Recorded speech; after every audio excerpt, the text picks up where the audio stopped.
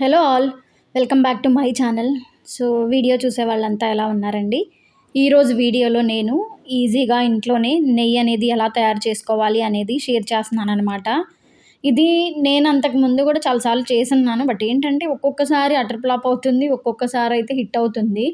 తర్వాత ఏంటా అని థింక్ చేస్తే తర్వాత ఏంటంటే అర్థమైందేంటంటే కొంచెము మనము ఐస్ క్యూబ్స్ గానీ, ఐస్ వాటర్ గానీ యాడ్ చేస్తే అంటే ఒక్కొక్కసారి ఈజీగానే వాటర్ కలిపేసేసి వేసేస్తే వస్తుంది. బట్ ఏంటంటే ఒక్కొక్కసారి అదేంటంటే తిప్పే కొద్దీ వాటర్‌లాగా అయిపోతుంది గానీ రాదు. సో, దానికోసం ఏంటంటే మనం ఇది ఒక చిన్న చిట్కా అన్నమాట. మనం ఐస్ క్యూబ్స్ గానీ, ఐస్ వాటర్ గానీ యాడ్ చేస్తే వెంటనే మనకి వెన్నపూస అనేది పడిపోతుందనమాట. సో, ఇక్కడైతే నేను 4 లీటర్ల పాలను తీసుకున్నాననమాట. సో, 4 డేస్ కంటిన్యూస్‌గా వస్తున్న పాలనైతే నేను స్టోర్ చేసి పెట్టాననమాట. కొన్నిసార్లు ఏంటంటే పెరుగు మీదున్న మీగడని తీశాను. కొన్నిసార్లు ఏంటంటే పాల మీదున్న మీగడని తీశాననమాట. తీసి అలా స్టోర్ చేసి పెట్టేసుకున్నాను. సో, ఇవేంటంటే నేనిక్కడ హైదరాబాద్‌లో నార్మల్‌గా తీసుకొచ్చే వాటిల్లో కాదండి. ఇవి ఊరు నుంచి వచ్చాయన్నమాట పాలు, మా గేదెలవి. మేబీ దానివల్ల నాకు కొంచెము నెయ్యి అనేది క్వాంటిటీ అది ఎక్కువ వచ్చుండొచ్చు. బట్ ఇక్కడ చేసినప్పుడు నాకైతే అంత క్వాంటిటీ ఏం రాలేదు. మీకు తెలిసిందే కదా! ఎట్లైనా మనము ఇంట్లోవి బయటవి బయటవే కదా! సో, ఏంటంటే కిడ్స్‌కి అది మీరు బయట కొని పెడుతుంటారు గదా! ఇప్పుడు మీరు కొత్తగా రీసెంట్‌గా న్యూస్ గూడా చూసుంటారు. హైదరాబాద్‌లో ఎన్నో టన్నుల కేజీల నెయ్యిని సీజ్ చేశారు.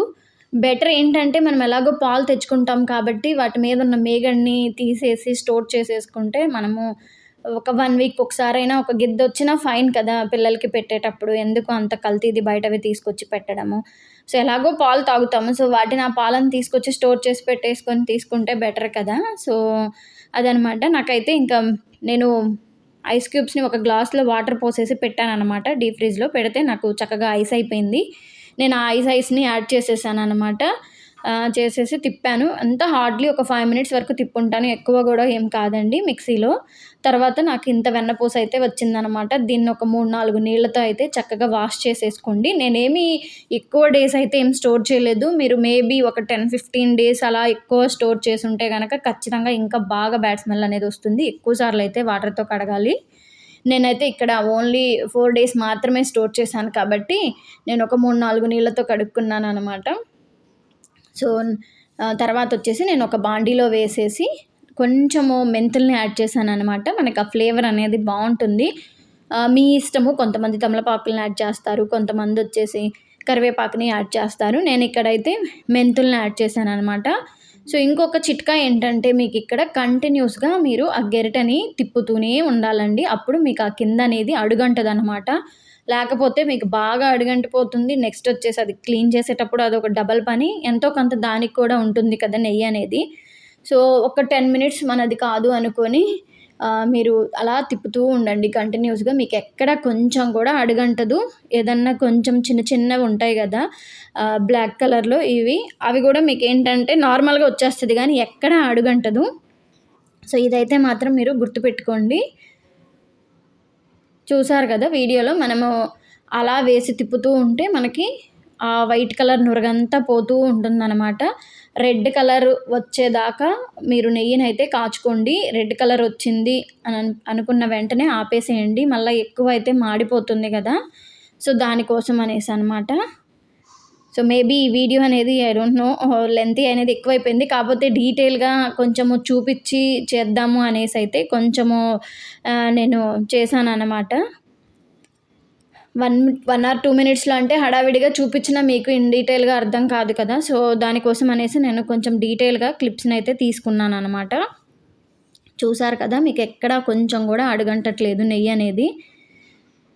బ్లాక్ కలర్‌ది గూడా మీరిలా గెరిటతో తిప్పుతూ ఉన్నప్పుడు మీకు డైరెక్ట్‌గా దాంతో పాటే వస్తుంది గానీ ఎక్కడ అడుగంటట్లేదు. లేకపోతే మీకింకా డబల్ పనయిపోతుందండి అదంతా అడుగంటితే. సో, చల్లబడ్డాక నేనైతే ఒక గ్లాస్ జార్‌లో స్టోర్ చేసేసుకుంటున్నాననమాట దీన్ని.